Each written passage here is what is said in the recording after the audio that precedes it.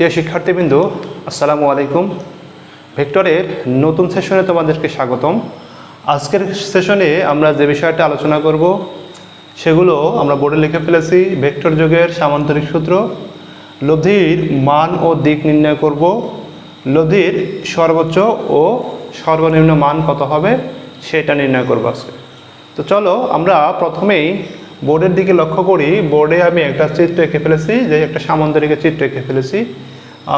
সেই সামান্তরিকের চিত্রের উপর ভিত্তি করেই আমরা আজকে এই আলোচনাটা এগিয়ে নেব। তো দেখো, আমরা সামান্তরিক সূত্রটা বোর্ডে লিখে ফেলেছি। সামান্তরিক সূত্রটা কি লিখেছি? যদি কোনো কণার উপর ক্রিয়াশীল, ধরে নিলাম এই বিন্দুতে একটা কণা আছে, যে কোনো একটা বিন্দুতে একটা কণা আছে, আমরা ধরে নিতে পারি একটা কণা, এর উপরে দুইটা ভেক্টর ক্রিয়া করছে, একটা ভেক্টর পি আর একটা ভেক্টর কিউ। তাহলে এই দুইটা ভেক্টর যদি সমজাতীয় হয় তাহলে এদের লব্ধির মানটা কিভাবে হবে সেটা আমরা সামান্তরিক সূত্রের সাহায্যে নির্ণয় করতে পারবো, ব্যাখ্যা করতে পারি। সামান্তরিক সূত্র কি বলছে? কোনো কণার উপরে একই সময়ে ক্রিয়াশীল দুটি সমজাতীয় ভেক্টরের লব্ধি কিভাবে নির্ণয় করে? দুটি ভেক্টরকে, সমজাতীয় দুটি ভেক্টরকে যদি এটি সামান্তরিকের একই শীর্ষবিন্দু বিশিষ্ট দুটি সন্নিহিত বাহু দ্বারা মানে ও দিকে প্রকাশ করি, তাহলে ওই শীর্ষবিন্দুগামী ভেক্টর সামান্তরিকটির কর্ণ ভেক্টরদ্বয়ের লব্ধির মান ও দিক নির্দেশ করবে। বিষয়টা কেমন দেখো, আমরা ধরে নিয়েছি যে দুটি ভেক্টর পি এবং কিউ এরা পরস্পরের সাথে আলফা কোণে অবস্থিত, পরস্পরের সাথে আলফা কোণে অবস্থিত পি এবং কিউ। এই ভেক্টর দুইটিকে আমরা একটা সামান্তরিকের দুটি সন্নিহিত বাহু এ বি এবং এডি দ্বারা প্রকাশ করেছি। সামান্তরিকের দুটো সন্নিহিত বাহু এ বি দ্বারা আমরা পি ভেক্টরটিকে প্রকাশ করেছি, এডি দ্বারা কিউ ভেক্টরটিকে প্রকাশ করেছি, আর এদের মধ্যবর্তী কোণ হচ্ছে আলফা। তাহলে এই যে শীর্ষবিন্দু এ, এই শীর্ষবিন্দুগামী সামান্তরিকের যে কর্ণ এসি, এই এসি কর্ণটি ভেক্টর দুটার লব্ধি আর নির্দেশ করবে। তাহলে আজকে আমরা এই আর এর মান নির্ণয় কীভাবে করব সেই বিষয়টা দেখে নেই। আমরা ধরে নিলাম যে এই আর ভেক্টরটি পি ভেক্টরের সাথে থিটা কোণ করে অবস্থান করছে। দর্শক, আমরা দেখি কিভাবে আমরা লব্ধির মান নির্ণয় করতে পারি এবং লব্ধির দিক নির্ণয় করতে পারি।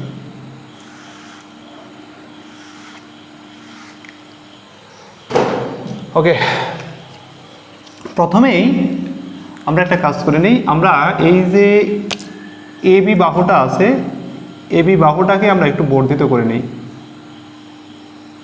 এবং সি হতে এ বি এর এই বর্ধিতাংশের উপরে একটু লম্ব টানি,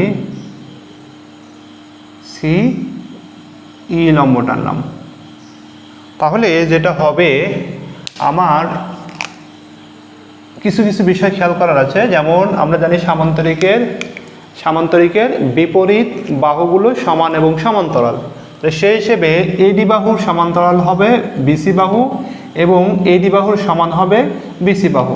তার মানে আমরা বলতে পারি এই বিসি বাহু দ্বারা আমরা কিউ ভেক্টরটিকেও প্রকাশ করতে পারি, বিসি বাহু দ্বারা কিউ ভেক্টরটিকে প্রকাশ করতে পারি। আবার এডি এবং বিসি পরস্পর সমান্তরাল, আবার এবি এই দুইটা সমান্তরাল রেখার ছেদক হওয়ার কারণে আমরা কোণ ইবিসি এইটাকেও আলফা ধরতে পারবো। ওকে, তো চলো আমরা এই যে ছোট্ট একটা ত্রিভুজ পেলাম, ত্রিভুজ বিইসি হতে ত্রিকোণমিতির সূত্র অনুসারে কি পাই? আমার এইটার মানও জানা নেই, এটার মানও জানা নেই, বিই এর মানও জানা নেই, সিই এর মানও জানা নেই। এই দুটো মান আমরা বের করে নেওয়ার চেষ্টা করি। আসো, আমরা যদি বিই এর সাথে অতিভুজ বিসি এর সম্পর্ক করতে যাই, তাহলে বিই এখানে হবে ভূমি। তাহলে আমরা লিখতে পারবো ভূমি বিই ডিভাইড বাই অতিভুজ বিসি ইকুয়াল হবে কজ আলফা। ভূমি বাই অতিভুজ ইকুয়াল কজ আলফা। তাহলে আমরা লিখতে পারবো BC equal BE equal BC cos alpha. একইভাবে সিই এবং সিই লম্ব এবং বিসি অতিভুজের মধ্যে সম্পর্ক করতে পারি আমরা। CE divide by BC equal sine alpha, লম্ব বাই অতিভুজ ইকুয়াল সাইন আলফা। অতএব সিই ইকুয়াল আমরা লিখতে পারবো বিসি সাইন আলফা। আবার এই ত্রিভুজের উপরে আমরা পিথাগোরাসের উপপাদ্য অ্যাপ্লাই করে আমরা কি লিখতে পারি? আমরা লিখতে পারি যে B square plus C square equal BC square. ভূমি স্কোয়ার প্লাস লম্ব স্কোয়ার ইকুয়াল অতিভুজ স্কোয়ার। আচ্ছা, এবার আমরা এই যে বড় ত্রিভুজটা দেখতেছি এ ই সি, এই এ ই সি ত্রিভুজের দিকে একটু লক্ষ্য করি। ত্রিভুজ এ ই সি হতে কি পাই?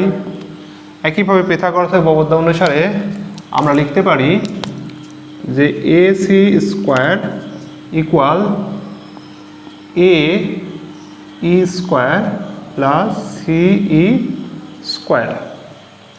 ওকে, তাহলে আমরা এ ই আবার সমান কি লিখতে পারি? দেখো এ ই সমান লেখা যায় এই A B plus B, A B plus B লিখে ফেলি।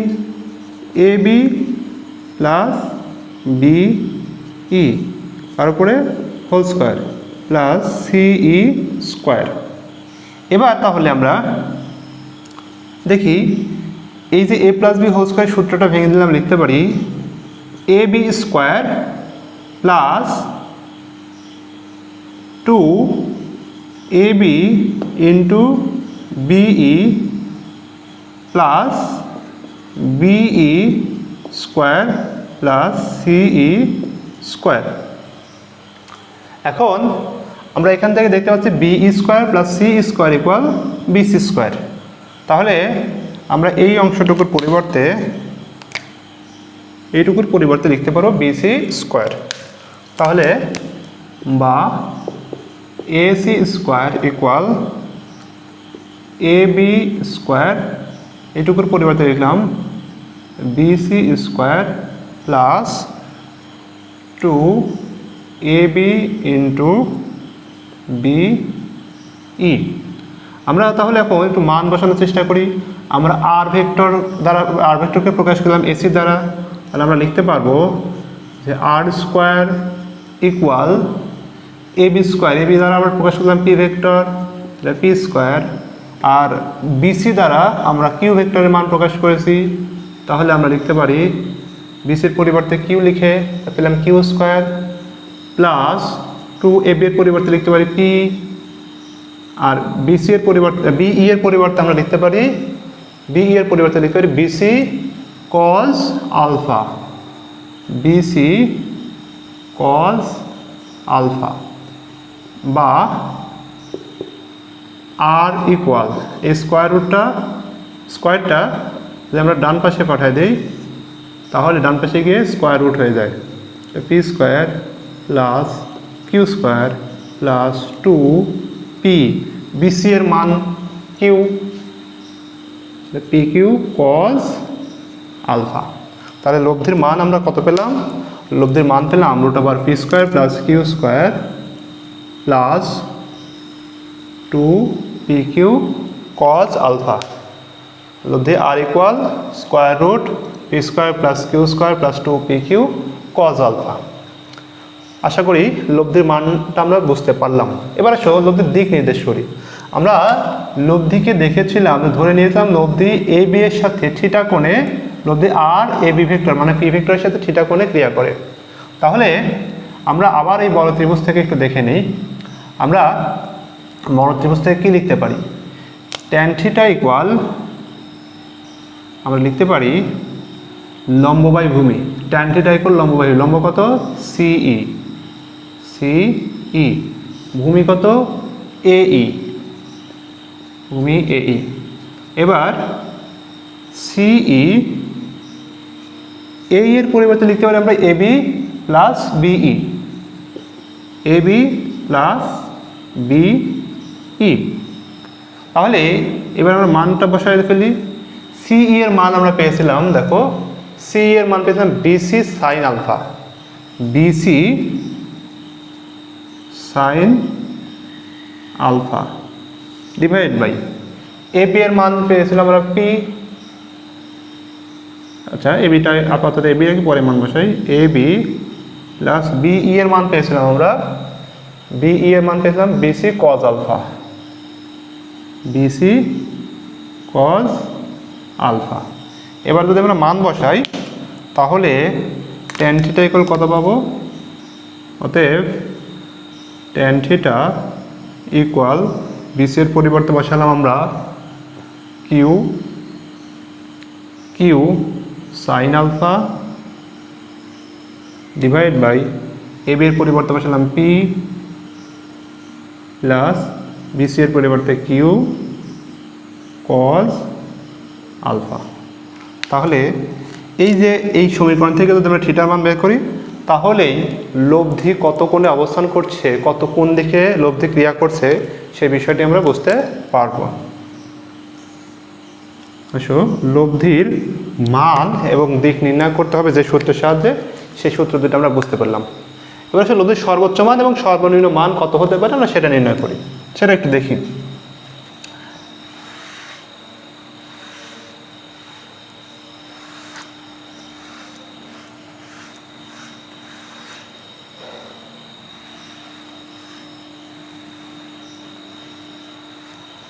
দেখো যখন আমরা দুইটা নির্দিষ্ট ভেক্টর বিবেচনা করব তখন তাদের মানও নির্দিষ্ট থাকবে।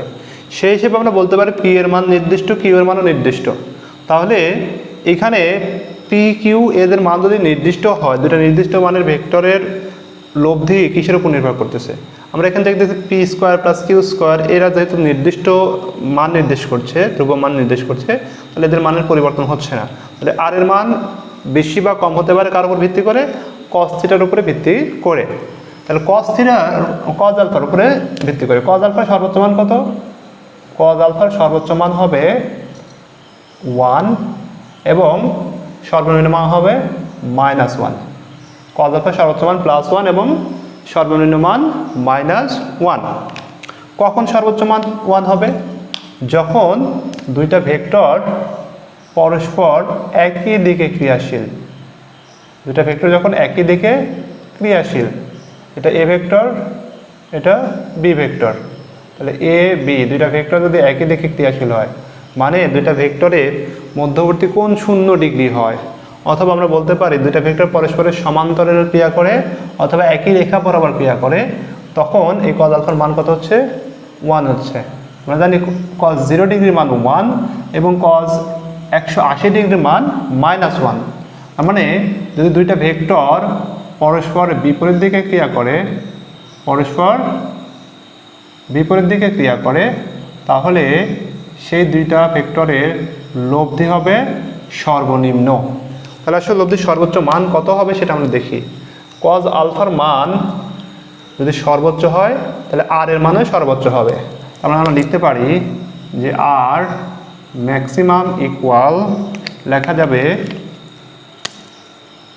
Square root P square plus Q square plus 2pq into 1। তাহলে 1 দ্বারা গুণ করে 2pq হয়ে যাচ্ছে। তার মানে আমরা লিখতে পারি P square plus Q square plus 2pq। আমরা দেখতে পাচ্ছি এখানে a প্লাস বি হোল স্কোয়ারের সূত্র হয়ে আছে। তাহলে root over P plus Q whole square. তাহলে আমরা স্কোয়ার রুট এবং স্কোয়ার যদি ভ্যানিশ হয়ে যায় তাহলে আমরা পাচ্ছি R maximum equal P plus Q. তারপরে আমরা বলতে পারি যে দুটি ভেক্টরের লব্ধির সর্বোচ্চ মান হবে ভেক্টর দুটির মানের বীজগাণিতিক যোগফলের সমান। আবার সর্বনিম্ন মান কখন হবে? সর্বনিম্ন মান হবে -1। যখন কস্টের মান কজ আলফার মান যখন -1 তখন লব্ধির মানও সর্বনিম্ন হবে। তাহলে আর মিনিমাম হবে root over P square plus Q square plus 2pq into cos আলফার মান -1 বসালে পরে আমরা পাচ্ছি square root P square plus Q square minus 2pq। এখান থেকে আমরা বলতে পারি যে এইটার পরিবর্তে আমরা কি লিখতে পারি, p minus Q whole square অথবা Q minus P whole square. P এবং কিউ এর মধ্যে কোনটা বড় কোনটা ছোট আমরা জানি না, তাহলে যেটা বড় সেটা থেকে ছোটটা মাইনাস করতে হবে। তাহলে এটাকে আমরা এইভাবে লিখতে পারি যে দেখো পি মাইনাস কিউ, বড় থেকে ছোটকে বিয়োগ করবো আমরা হোল স্কোয়ার। তাহলে স্কোয়ার রুট এবং স্কোয়ার যদি ভ্যানিশ হয়ে যায় তাহলে আর মিনিমাম ইকুয়াল পাচ্ছি আমরা পি মাইনাস কিউ অথবা কিউ মাইনাস পি। তার মানে যদি পি বড় হয় তাহলে পি থেকে কিউকে বাদ দেবো, কিউ বড় হলে কিউ থেকে পিকে বাদ দেবো। তারপর আমরা বলতে পারি যে দুটি ভেক্টরের লব্ধির সর্বনিম্ন মান হবে ভেক্টর দুইটির মানের বীজগাণিতিক বিয়োগফলের সমান। এবার যদি দুটা ভেক্টর পরস্পর লম্ব দিকে ক্রিয়া করে তাহলে এদের লব্ধি কত হবে? দুইটা ভেক্টর পরস্পর লম্ব দিকে ক্রিয়া করলে পারে মধ্যবর্তী কোণ হবে 90 ডিগ্রি। তাহলে আর ইকুয়াল হবে root over P square plus Q square plus 2pq cos 90 degree. আমরা জানি cos 90 ডিগ্রি মান 0, তাহলে আমরা লিখতে পারি root over P square plus Q square plus 2pq into 0। এই টার্মটুকু কী হয়ে যাচ্ছে? 0 হয়ে যাচ্ছে। তাহলে আমরা লিখতে পারি root over P square plus Q square. যদি দুইটা ভেক্টর পরস্পর লম্ব দিকে ক্রিয়া করে মধ্যবর্তী কোণ যদি 90 ডিগ্রি হয় তাহলে লব্ধি হবে root over P square plus Q square. আশা করি তোমরা বিষয়গুলো বুঝতে পেরেছো। আমরা আর একটা বিষয় একটু দেখে নিই, এখান থেকে আমরা আর একটা বিষয় দেখে নিই। যদি দুইটা ভেক্টর কি বলা হয় 90 ডিগ্রি কোণে ক্রিয়া করে তাহলে এদের লব্ধির দিক কোন দিকে হবে? আমরা যদি দুইটা ভেক্টর 90 ডিগ্রি কোণে ক্রিয়া করাই তাহলে এদের লব্ধির দিক কোন দিকে হবে সেই বিষয়টা আমরা একটু দেখে নিই। তাহলে আমরা একটু বিষয় খেয়াল করতে পারি। আমরা এখান থেকে দেখতে পাচ্ছি দুইটা ভেক্টর যদি 90 ডিগ্রি কোণে ক্রিয়া করে তাহলে tan theta equal Q sin 90 degree, sin 90 ডিগ্রির মান 1 divide by P plus Q cos 90 degree, cos 90 ডিগ্রির মান 0। তাহলে tan থিটা ইকুয়াল sin 90 মান 1 বসালে পরে কিউ ইন্টু 1 কিউ হয়ে যাবে, আর কিউ ইন্টু cos 90 মান 0, কিউ ইন্টু 0 এটা 0 হয়ে যাবে। তাহলে কিউ বাই পি, অতএব থিটা ইকুয়াল হবে tan inverse Q by P. আচ্ছা, এবার আর একটা ভিন্ন বিষয় বিবেচনা করি। যদি লব্ধি কোনো একটা ভেক্টরের সাথে 90 ডিগ্রি কোণে ক্রিয়াশীল হয়, 90 ডিগ্রি কোণে অবস্থান করে বা 90 ডিগ্রি কোণে ক্রিয়া করে তাহলে কি ঘটনা ঘটবে? দেখো আমরা জানি tan 90 ডিগ্রি মান অসংজ্ঞায়িত। যদি লব্ধি কোনো একটি ভেক্টরের সাথে 90 ডিগ্রি অ্যাঙ্গেলে ক্রিয়া করে তাহলে আমাদের কি ঘটনা ঘটবে? আমাদের ভেক্টর দুটির মধ্যবর্তী কোণ কত হবে? আমরা লিখতে পারি tan 90 degree equal Q sin alpha divide by P plus Q cos alpha. তাহলে আমরা এটার ফলাফল জানি যে tan 90 মান হচ্ছে অসংজ্ঞায়িত। যেহেতু tan 90 মান অসংজ্ঞায়িত তাহলে আমরা একটা বিষয় উপলব্ধি করতে পারি কোনো কিছুর মান কখন অসংজ্ঞায়িত হবে, যখন আমরা যে কোনো একটা ভ্যালুকে মানকে আমরা কী করতে পারি 0 দ্বারা ভাগ করি। যেমন আমরা ধরেন 4/0 ভাজক যখন 0 হয় তখন ভাগফলের মান অসংজ্ঞায়িত হয় বা অসীম হয়। তো সেক্ষেত্রে আমরা বলতে পারি এই ভ্যালুটা tan 90 ডিগ্রি মান যেহেতু অসংজ্ঞায়িত হলো তাহলে আমরা বলতে পারি পি প্লাস কিউ এটার মান কত হবে? এটার মান হবে 0। তাহলে P plus Q cos alpha equal 0 হবে, বা এখান থেকে আমরা লিখতে পারি Q cos alpha equal minus P, বা cos alpha equal minus P by Q. অতএব আলফা ইকুয়াল হবে cos inverse minus P by Q. এখান থেকে আমরা একটা বিষয় বুঝতে পারলাম যে যদি দুইটা ভেক্টরের লব্ধি যদি যে কোনো একটি ভেক্টরের সাথে 90 ডিগ্রি অ্যাঙ্গেলে অবস্থান করে, তাহলে আমরা ওই দুইটা ভেক্টরের মধ্যবর্তী কোণ কত ডিগ্রি হবে সেই বিষয়টা আমরা এই সূত্রের সাহায্যে নির্ণয় করতে পারি। আশা করি তোমরা বুঝতে পেরেছো। আমরা এই যে সূত্রগুলো আছে এই সূত্রগুলো ব্যবহার করে আমরা নদী নৌকা সম্পর্কিত অঙ্কগুলো করতে পারি। আবার বৃষ্টির পড়ার ক্ষেত্রে আমরা ছাতা কত কোণে ধরবো, গতিশীল অবস্থায় কত কোণে ধরবো, সেই বিষয়গুলো আমরা বুঝতে পারি। কোনো গাড়ির কাজ ভিজবে কি ভিজবে না, বৃষ্টির দ্বারা ভিজবে কি ভিজবে না, সেই বিষয়গুলো বুঝতে পারি। তো আসো আমরা পরবর্তী আলোচনার ভিতরে আমরা এই অঙ্কগুলো সমাধান করার চেষ্টা করব। সবাই ভালো থাকবে। আল্লাহ হাফেজ।